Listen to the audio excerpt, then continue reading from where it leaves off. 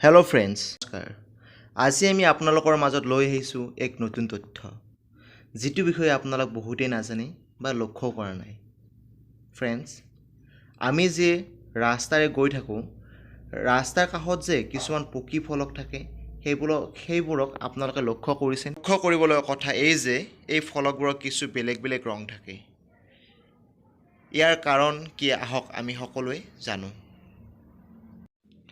আমি সকলোৱে জানো যে ভাৰতৰ ৰাস্তা বনোৱাৰ দায়িত্ব 4টা বেলেগ বেলেগ বিভাগৰ থাকে।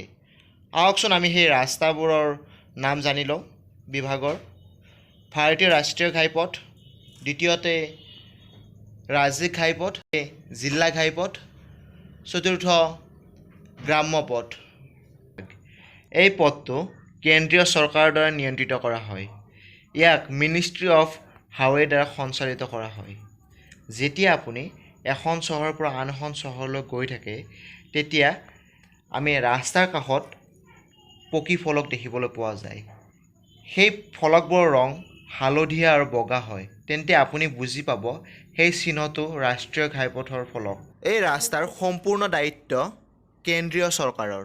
দ্বিতীয়তে হ'ল, যিটো ৰাস্তাৰ নিৰ্মাণ ৰাজ্য চৰকাৰৰ দ্বাৰা কৰা হয়, তেন্তে সেই ৰাস্তাটোক ৰাজ্যিক পথ কোৱা হয়। সেই পথটোৰ সম্পূৰ্ণ ৰাজ্য চৰকাৰৰ দ্বাৰা নিয়ন্ত্ৰিত কৰা হয়। ৰাস্তাৰ কাষৰে যদি আপুনি গৈ থাকোঁতে সেউজীয়া আৰু বগা ৰঙৰ শিলৰ খুঁটি দেখা যায়, তেন্তে আপুনি জানিব আপুনি যিটো ৰাস্তা ব্যৱহাৰ কৰি আছে সেইটো ৰাজ্যিক পথ। ইয়াৰ সম্পূৰ্ণ দায়িত্ব ৰাজ্য চৰকাৰৰ দ্বাৰা গঠন কৰা হয়।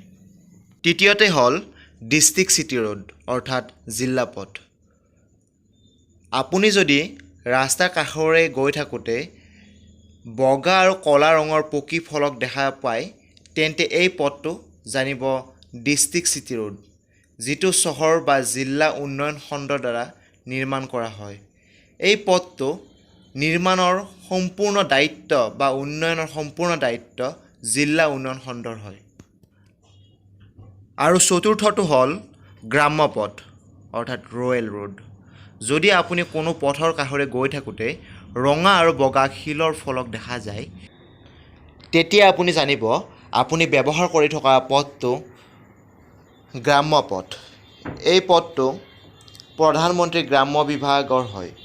এই পথটোৰ দায়িত্ব সম্পূৰ্ণ গ্ৰাম্য বিকাশ মন্ত্ৰালয়ৰ হাতত থাকে। ধন্যবাদ।